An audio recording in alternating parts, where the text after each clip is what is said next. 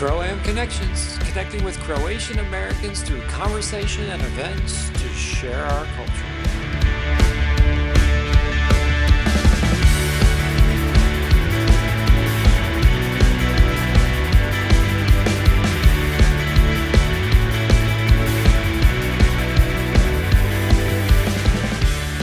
Today in our show, we have Matt Furjanic Jr., high school and collegiate coach for over 40 years, and Pittsburgh Committee Chair for the 2024 Croatian-American Sports Hall of Fame induction ceremony.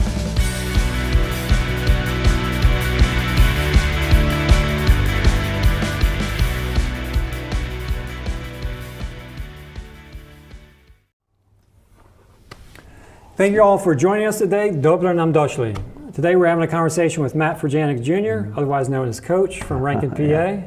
Welcome, Coach. Yeah, thank you, Marty. Yeah, thanks. Thank you for inviting me. Yeah, glad to have. We're super excited. I was really looking forward to having this conversation. We only recently met. We connected like 6-8 months ago because we were trying to form a basketball team, and I kept hearing his name, Matt Furjanic, and we were like, yeah, we need a coach, right? Yeah. And so I think through Janet Craig, the president, she said she'll talk to you, and we're like, that's awesome. And then we looked you up and we're like, oh no, he's a real coach, and he's a serious coach, and we're just a bunch of 40, 50-year-olds that don't know how to run up down the court. But besides that, I have my coaching shirt on today, Marty. You do, Notice. you do, Yeah. and I'm gonna mention that next in the next part of the session podcast. But the more important thing, and the reason why I wanted to interview you, and kind of the theme behind this is we always have some kind of connection. And when we were talking, you used to come down to Steelton a lot for a variety of reasons. You have family connections there, but there was basketball connections there. And you were throwing out names like from long ago from my memory, like, oh my God, we have a lot in common. So I thought this was an amazing opportunity to not only talk to you about your successful coaching career, but also those connections as well. So how we do this podcast, it's basically in 3 parts. Most of our followers know this, but to explain a little bit, the first part is we always want to touch about your roots, your Croatian heritage, and where your family came from. And you've been in Rankin for a long time, so we want to understand that, a little bit of that history as well. A very successul career as a coach, and I have a story I want to share too there, and some stats and highlights. But then coming attractions is the last part of it, and your role as chair of the Croatian-American Sports Hall of Fame, the Pittsburgh Host Committee chair for that banquet event coming up here in October. So let's jump right into it, Coach, and let's talk about your Croatian roots. Okay. My grandparents on my dad's side immigrated from Croatia in the early 1900s. My grandfather first came over. If you want to pin me on years, I have to call my cousin, John Furjanic, but it was around 1905, 1906, and then my grandmother came the following year. Back in those days, there was 5 children that lived. Back in those days, it was, a lot of children did not live at birth. So they settled in Rankin, and my grandfather owned a store on 3rd Street, and that's where my dad grew up. And it was also a shoemaker shop. They did about everything they could just to get by. And it was, so then my dad, after growing up, and he served in World War II, and when he got back, he got a job at the Croatian Fraternal Union, and through the years became their print shop manager until they decided to print a Zandi char out of house, which proved little cost efficient. So my dad served, the CFU for many years and retired from there. And after he married my mother, who's a Slovak, he actually met her on a bus going to work after he got back from the war. So I'm half Croatian, half Slovak, but my grandparents on her side also came from Czechoslovakia.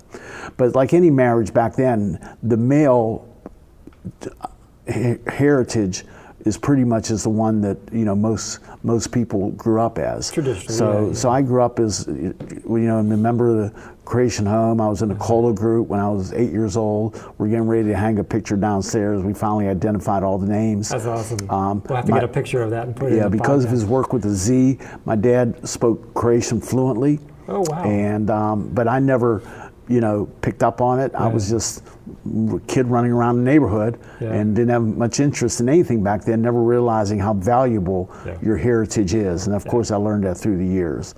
So my dad, after him and my mom got married, my dad got involved in politics in Rankin, and he was the mayor of Rankin for 43 years and 2 months. He was the longest running public official in the same office when he passed away in 1997. So he served Rankin dearly. I grew up in Rankin, went to Rankin High School, and back then we had our separate high schools then. We didn't have mergers.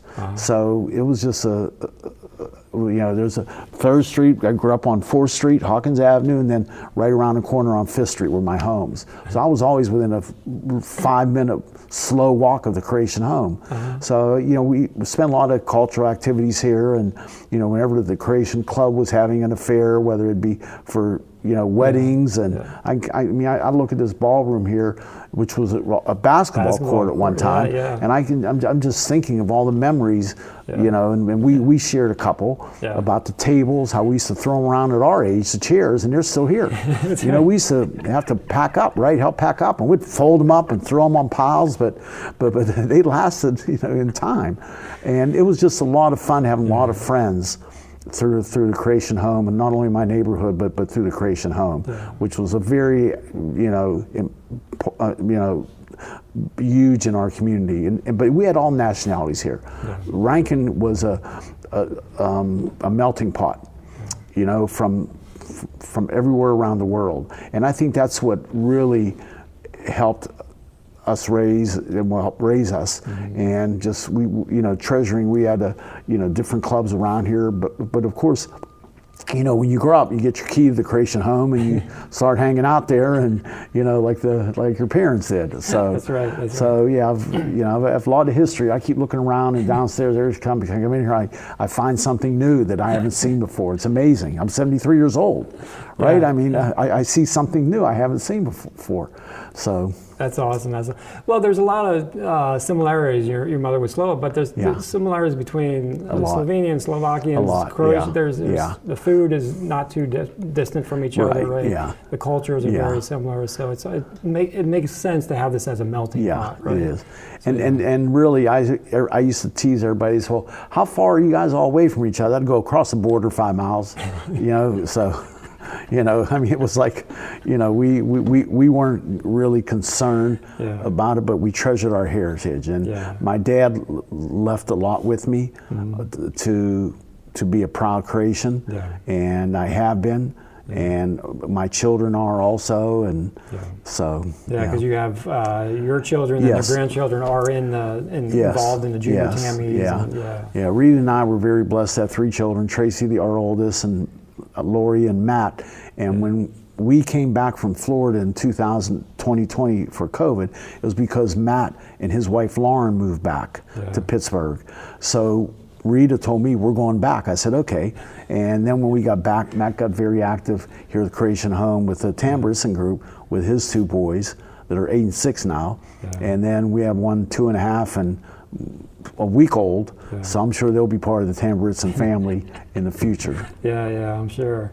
And they got to go on the trip, or did they go on this trip? No, they didn't go because in June, Lauren was already 7.5 months pregnant. Right. Congratulations, so, Coach. Thank you. Yeah. So the doctor pretty much advised her not to, overseas travel, really not do any travel going into her last month. Yeah. So grandkid number 4. Well, 7 total, 4 for Matt and Lauren. Yes. That's good. Yeah. Good We're excited. Good crow boy, right? Yeah. And just to make the Steelton connection, so when we were on the phone, there's Furjanics in Steelton. Yes. And so how are they connected to you? Michael Furjanic, the ones I know. Well, they'd be cousins. When my grandparents came over from Croatia in the early 1900s. There were other family members of my grandfather that came also. 3 brothers and I believe a sister settled in Steelton. Okay. My grandfather settled here in Pittsburgh. Another brother and maybe sister of my grandparents settled in Cleveland. So Steelton was a family hub back then, because that's where most of my dad's first cousins were. So we used to travel there a lot. I mean, I can tell you about Gornick's Cafe, St. Lawrence Club, St. Mary's Club, Mahler's, if anyone's listening from Steelton, Mahler's Restaurant, just St. Mary's Church was just right in, top of my in my head.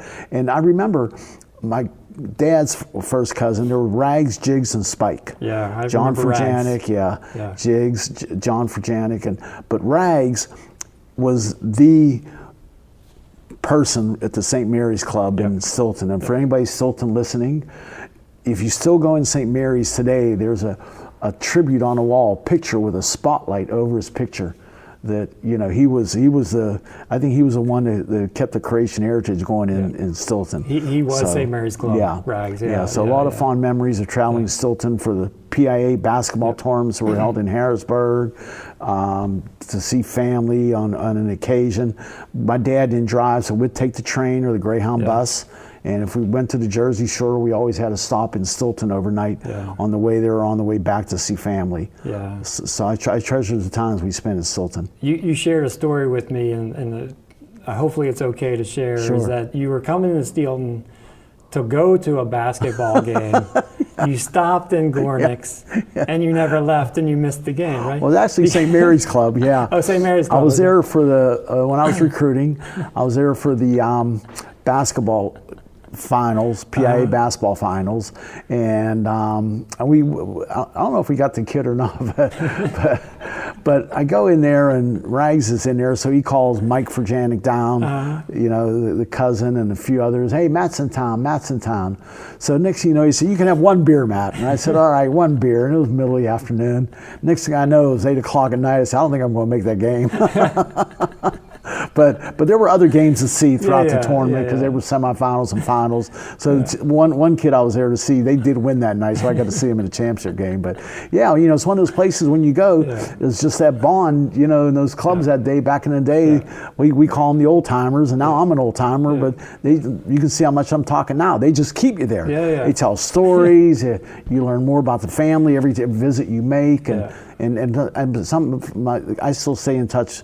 Dear close to me, Jenny Furjanic, Morgan is the one I'm the closest with right now, and she's just a dear person and keeps me, updated on what goes on in Steelton with family members. Yeah, and you guys would have you would go for the annual kind of a St. Mary's picnic, but you would make it a reunion, a family reunion. We have a cousin, Lisa Furjanic, and she started coordinating the preservation of the St. Mary's Society picnic up at Bristol Park. And she put out one year, we're going to do a Furjanic reunion. Nice. And we said, okay, and I'm not sure, I think I made it the first year, but before COVID, it was every other year. And the crowd we would get, I mean, it's, we have a picture on our Facebook page, Furjanici, Furjanici, which was our name back in Croatia. So to just be there at that family picture, I was just, wow. It was just, it was amazing how many cousins we have that are over there right now. Yeah, that's a great story, a great connection. And it's a good segue, because we talked a little bit about basketball, your love for basketball and heading into, you recruited a lot of places, and Steelton was one of those places that you recruited.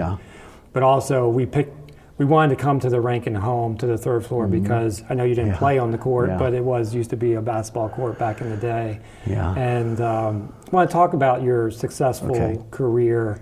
Before we get into that, you have some impressive stats that I know you won't share, because you're a very humble guy. And the story I wanted to share is the first time we were talking about you coaching our Big Six Rankin Nation team in the CFU tournament.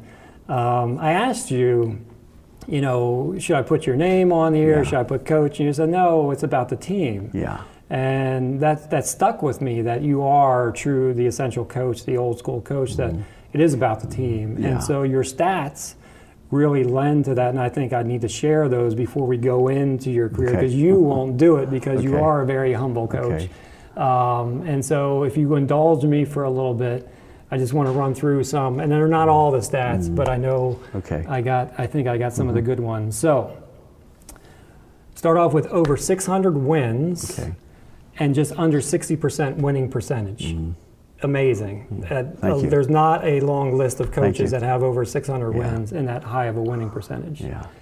Your teams, there was a string of 20 seasons where your teams have either won a conference tournament in regular season or a championship. Conference tournament championship. Conference tournament championship. 6 Suncoast conference titles. Yeah, that was at Polk State. Yeah. 3 Suncoast tournament titles. 6 Suncoast Conference Coach of the Year awards. And you reached the NCAA Division 1A tourney 3 times, 2 with Robert Morris, 1 with Maris, but you took Robert Morris, their first trip to the end. You took them, which was amazing as well. And my team. Yeah, your team. Yeah. Our team took them. You as the coach took your team. Yes. I'll give you that, coach, but you were the coach. And you were inducted into 4 Hall of Fames 5 times, twice with Robert Morris, 1 with the team, and 1 as the coach. That's impressive, Coach. I gotta say, and I hope everybody appreciates those stats.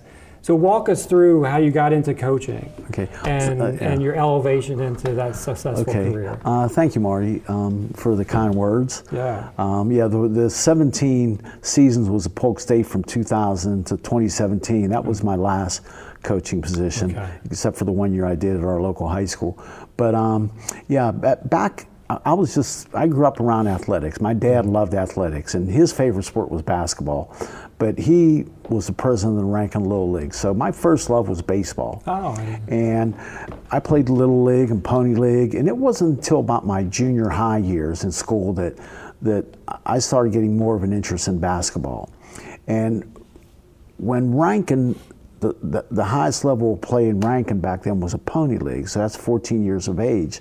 So the other ones, you had to travel to a Colt League team or American Legion League team, but there was a lot of tradition in our high school, Rankin High School, for sports, football and basketball.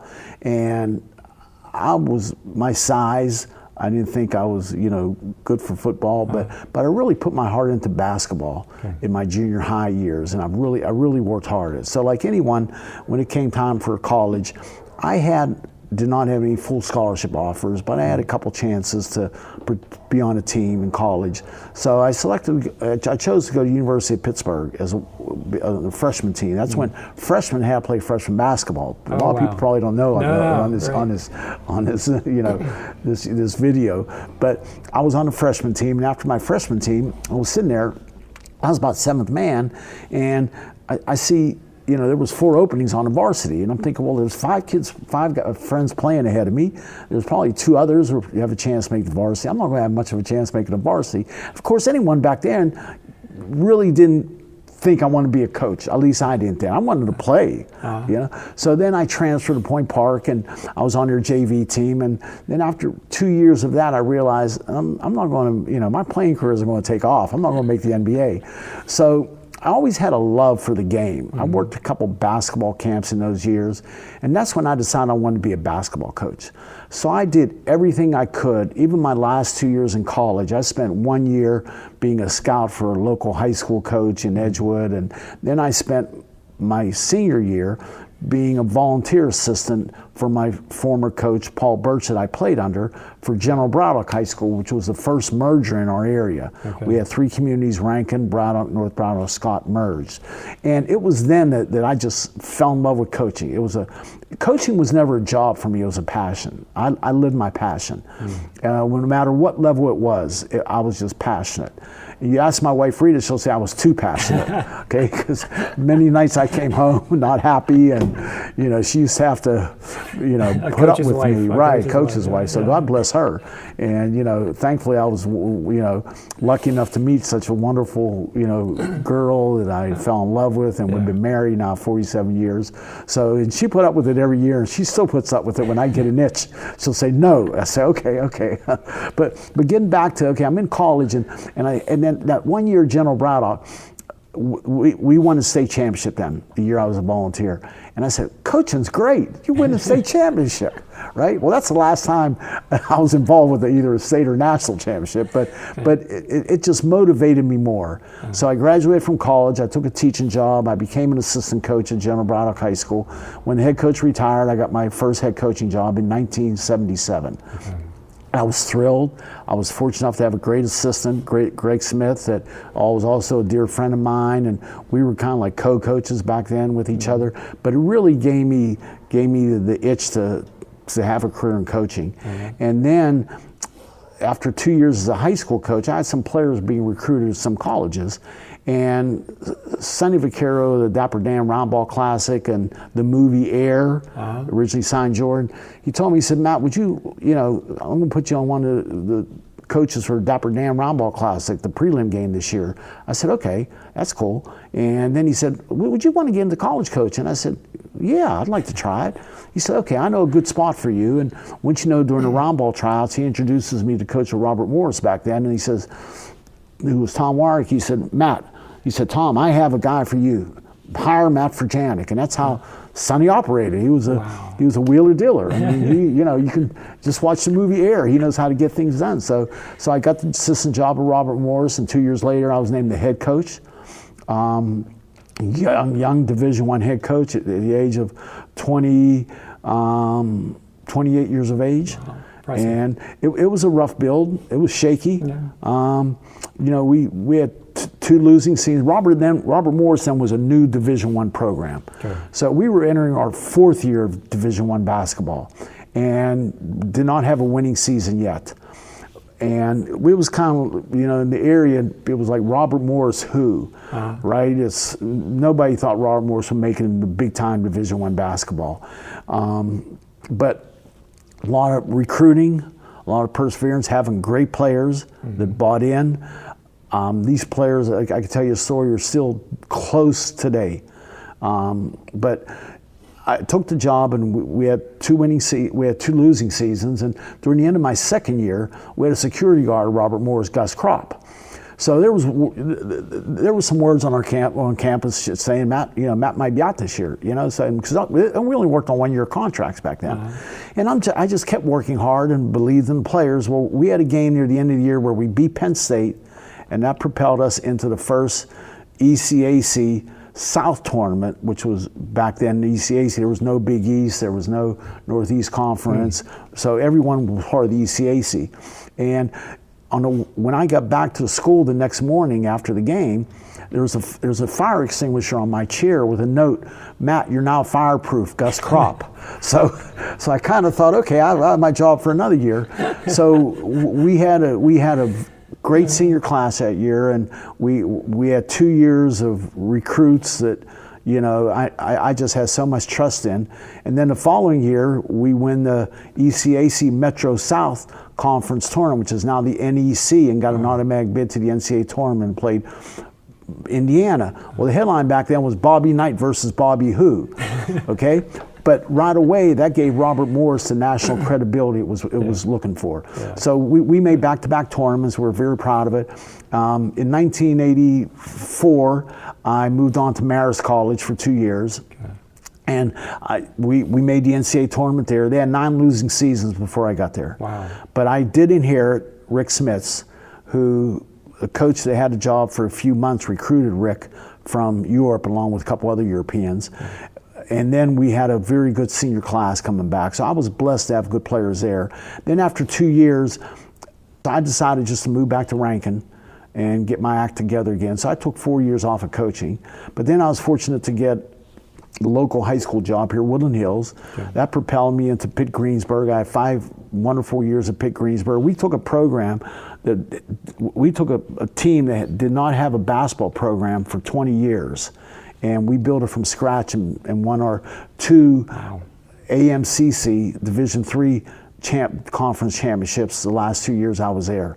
So then the itch came, okay, I want to, let's look for another job. Mm-hmm. And I was offered a job at Polk Community College in Florida, which is now Polk State College. And Florida rivals with Texas and Kansas as the 3 top regions of the country in junior college basketball. Wow. People that know the NIL now, and with college admissions, back then it was tough for kids. Well, not tough, but it was hard for some kids to qualify for Division I, because you needed not only a certain GPA, but you also needed a qualifying score with the SAT or the PSAT. PSAT. Yeah. No, not PSAT. SAT and ACT. ACT. That's it. That's we're probably telling a lot of the audience what they didn't know. Okay, right. The ACT test. So we would take players, Division I ability, that did not have scholarships because their grades didn't qualify them. So we, there were 22 schools in Florida. Texas had a large number in Kansas, and almost routinely it was between the Midwest, Texas, and Florida schools on who made the national championship. So I spent 17 wonderful years. Polk Community College became Polk State College, a 4-year school, but still played junior college basketball, and they still do now. Wow. So we enjoyed living in Winter Haven, Florida for those 17 years. I was blessed to, it could be luck, but it could be what I was looking for also. Throughout all my years coaching, I had players that bought in, that we didn't only recruit talent, we recruited character. Yeah. And it's hard to judge character when you recruit. Yep. But with my assistance and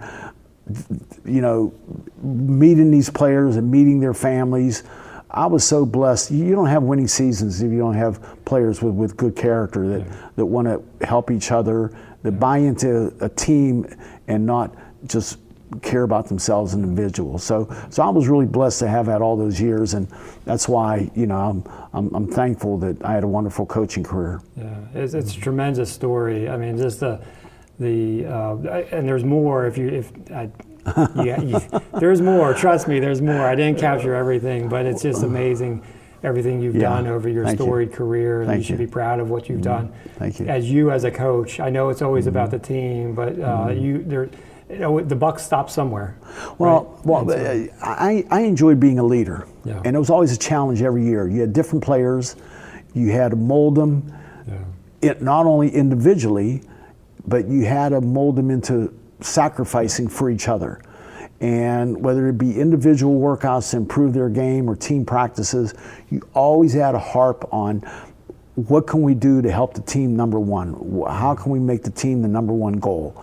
And I think it's building relationships that I treasure. Many players I'm still friends with today. Robert Morris, we still have a group chat of all of our players back then.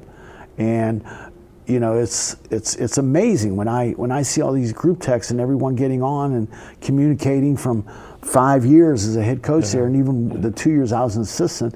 We actually have to have 3 different groups because we have so many players on it that we have a couple that tie over, but we share the same thing with each other. And I wish Apple would design a program where you can have more than 20 people on a text.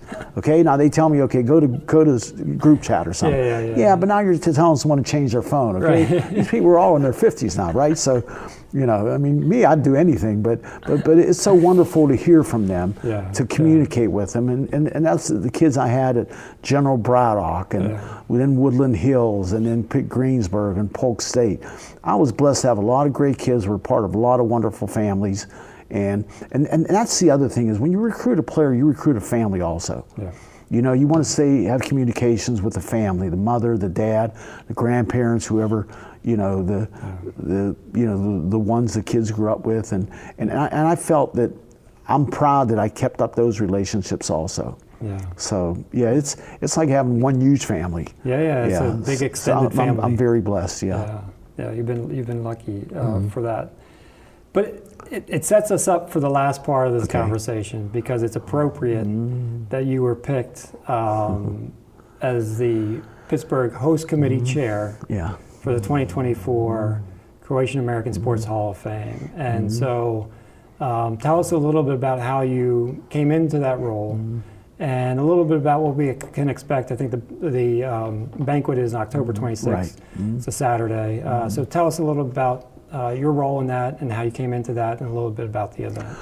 Well, to preface that, I will need to add that Pittsburgh was one of the hubs for the people immigrating from Croatia years ago.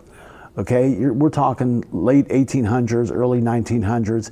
They came here for the jobs in the steel mills, the coal mines, any labor jobs, because they were looking for better opportunities for the families, and that's why they came from, Croatia to America. It was the dream back then to raise a family. So Pittsburgh, which has, and what the CFU is headquartered in Pittsburgh. There's a reason for that. I know a lot of Croats settled in, different cities, some in Steelton, some in Philadelphia, Chicago, Minnesota, but I think Pittsburgh was the hub for all the Croatian activity. And so I kind of, grew up, I did grow up in a Croatian family, okay? My dad's influence on me. He was very proud of his Croatian heritage. And of course my mother was proud of hers too. But like we said back then, it's, you kind of tend more toward the Croatian side, And I heard I saw on Facebook that there was a Croatian-American Sports Hall of Fame banquet going to be held in Cleveland. I said, wow, that's pretty interesting. I Googled it. There were no other Croatian-American Sports Hall of Fames, but I saw some of the names inducted. John Havlicek, Freddie Couples, Roger Maris, and then, there was 10 back then. And I said, I got to go to this. So I called my cousin Steve Furjanic in Cleveland, and I sent him the information, which it would have been mailed years ago, right? It would have taken 2 weeks back in the day, but I emailed him it. And he said, Matt, that sounds like fun. Yeah, I'll go with you. So we bought 2 tickets, and we went to the banquet in Cleveland, which was like, I just sat there, wow. It was, and it was at a beautiful, one of the Croatian homes there that has a museum and library and everything. And we got there about 1 o'clock, and the banquet wasn't until 6. So I spent a lot of time talking to people there, looking at the library books. And next thing I know, at the end of the banquet, I drove a young man, Mark Plavetic, that's very active with the Croatian-American Cultural Foundation, NFCACF, National Federation Croatian-American Cultural Foundation. I'm repeating, so I do that sometimes. No, I told you I'm going to run on. I'm like a Myron Cope. I'm just going to run on and run on and run on. It's all good. That's great. Excellent. So I had to get all these initials right? So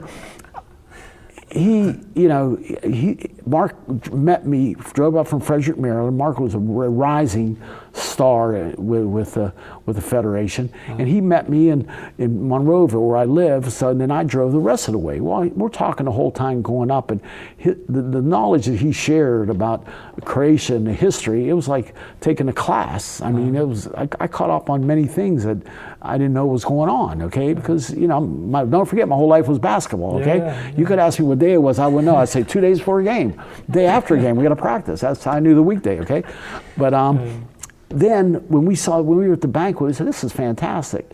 So I met Vedran Nazar there, and next thing I know, about a couple months later, Vedran contacts me and says, hey, Matt, would you like to, and Steve Riccovino also, they both said, would you like to be a member of our board? And I'm going, yeah, this is like over the winter. I said, yeah, okay. Well, we have a meeting in D.C. coming up, and this was last spring, a year ago in 2023. Why don't you come down to the meeting? And I said, okay, I'll come down. And he said, because we're going to bring the sports banquet to Pittsburgh. I said, what? Really? So I really got excited and psyched up on it, and would like you to be a part of it. I said, what? That's fantastic. I thought, wow, wouldn't my dad be so happy with this? And And of course, I knew all about Drazen Petrovic and other Croatian players over the years. And Drazen, the only reason I mention him, he's passed away, but there's so many other ones. Yeah. Tony Kukoc, Rudy Tomjanovic, who's coming into this year's Hall of Fame. So I said, I'd love to, Vedran. So I go to the banquet to the meeting, and at the end of the meeting, they said, we're going to make you the Pittsburgh Host Chair. I said, oh, okay. And then, well, you come a little later in the story. And I said, yeah, I'll take it. I'm retired. I still, do some teaching. I love teaching. I love being involved with basketball. I just have to be active. You can tell now how hyper I am, okay? Yeah. So I told him yes, and then it's been a year-long process now that the planning that we put in. I was on the board for the inductees to vote on them. There were 7 of us and 10 at the end for the final vote. I enjoyed being part of that. I nominated a few people, and I was fortunate enough to give enough of their resume that they got inducted. Mm-hmm. And we have a group of 11 athletes coming up for the banquet October 26th. It's going to, knock any other inductees with any other nationalities out of the knock the ball out of the field. It's an impressive list, yeah. Very impressive. Yeah. So then I said, okay, I had to get a host committee. Yeah. So I'm thinking, who am I get? Well, first thing I do is call a couple friends. They're my age. Well, we'll try to do what we can, Matt. I'm okay. And like anything, if you're a head coach and you're older, you better get some young assistants, right? So I said, okay, I got to go to youth route. And I was introduced to you, Marty, and you accepted to be on the committee. Because I got you to be coach. Right. You asked me to be coach. And I said, I got a better deal for you. Okay, how about being a member of our host committee? So with yourself, along with Jennifer Belovic, Megan Matissa Carey, Megan Gustine Foster, Laura Sees, and you. Yeah, that's the 6, okay? That's the 6, yeah. We have our committee, and you guys have been doing a wonderful job promoting it. So we have 8 inductees either being there in person or being represented by family. Yeah. And that's phenomenal. Yeah, that is. 6 are from the Western Pennsylvania area, which we expect a large contingent of people coming to the banquet for friends. 3 of them went to college at Pitt. One of the went to college at Penn State, and then we have other big names from around the country. To get Rudy Tomjanovic, who was a U.S. Olympic coach, who great playing career in the NBA Hall of Fame. When Steve Riccovino called him and said, we'd like you to be inducted, would you accept? He said, I would love to. Next thing you know, he says, when do I have to be there? So he's coming into town. Nice. And we're so excited about that just everyone is going to be at the banquet. It's going to be a first class of event. Yeah. So we're very excited, and as you know, our committee is working very hard promoting literature, promoting information for tickets, advertising in the program. So everything has been going great, and I would say it's going to be held at the Pittsburgh Marriott City Center, which is right across from the PPG Paints Arena, where the hockey team plays. A beautiful old hotel that was renovated. So we're looking for a wonderful weekend. Yeah, Saturday, October 26th. Saturday, October 26th, yes. Starts at 5 and then dinner at 5 6. cocktail hours, 6 o'clock banquet starts. Yeah, I think it's an appropriate pick for you to be the chair. You talk about being a coach and being a leader. I think that's what they saw. This is a big event. And, it is. And they needed somebody of your stature to be able to pull it together. Yes. We're happy to work for you as the committee members, membership there. And we're excited about it because we want to prove that Pittsburgh, this area, is alive and well, and that through your leadership, we can be successful with this banquet. Well, I am just so excited for it. To not only see all those stars, but then all the family members and friends coming in to honor their loved one, and then just the Croatian people in Western Pennsylvania, tri-state area, and those from outside the tri-state area that might want to travel in. It's only $75 a ticket, so we kept the price as minimal as we can for a large banquet area in Pittsburgh. It wasn't easy negotiating, but we were fortunate to to have someone from the Marriott. We'll say a Croatian connection. Right? There was Croatian, yeah. I don't know. I don't want to say her name. I don't want we'll everybody just say a calling Croatian her. connection. There's a Croatian connection at the Marriott, and she's a proud, Croatian. Yeah. So so we're excited, and so anyone out there, just go to Croatian-Americansports.com. You get all the information on the banquet. You can get all the information on tickets and advertising, and would love to see you there. Would love to have you part of the weekend. Yeah. If you can't be there, there's ways that you contribute also. We are part of the NFC-ACF, the National Federation Croatian-American Cultural Foundation, and it's a 501c organization, so all donations are tax deductible. Only the banquet ticket is not tax deductible because you get a meal. Yeah. But everything else, affiliating, donation, sponsorship ad, donation to the Federation is all tax deductible. So if you're listening to this, if you want to go to one of the websites, please feel free to do so. And at the end of this podcast, we'll put the banquet flyer up and some of that information so people can have it as well. That'd be great, Mark. You see, that's why I recruited you. You got to recruit a great team, and I have one.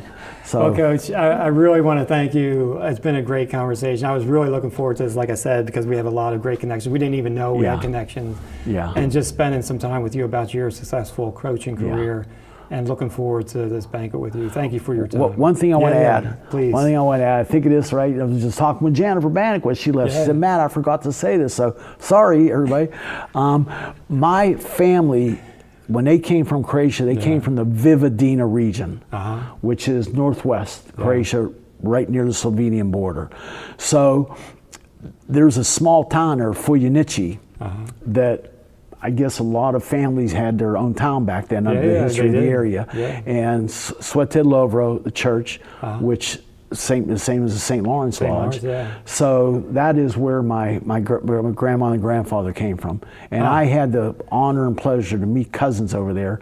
And a cousin, Vladimir Furjanic, when I was there, took me and my family on a 2-day tour of not only relatives, visiting them, but where my grandmother and grandfather actually boarded the boat to leave for the United States. That's awesome. So it was, you can tell I have chills now. I don't know if they'll come up on the video or not, but that's it was awesome. very moving. Just making those connections all over again. Yeah, it was very emotional. Yeah. So that's awesome, Matt. Thank you for sharing. Okay, thank you. But again, appreciate your time today. It was a great conversation, a storied career that you have. Thanks, Marty. Appreciate it. So to all of our CRO-AM followers, just want to again say thank you, point of follow for listening, staying tuned to us.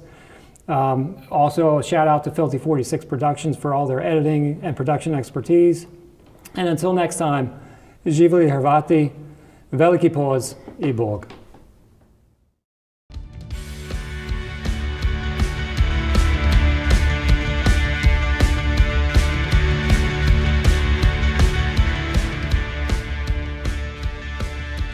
Catch our next episode where we sit down for a conversation with Janet Craig, current president of CFU St. Nicholas Lodge 6 in Rankin, PA.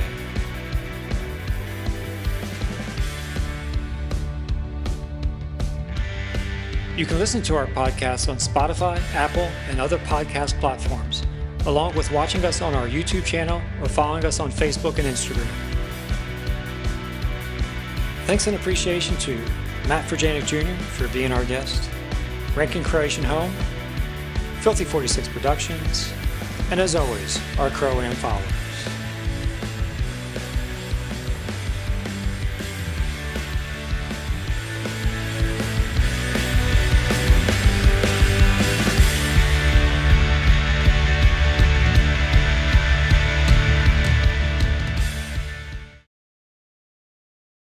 Follow.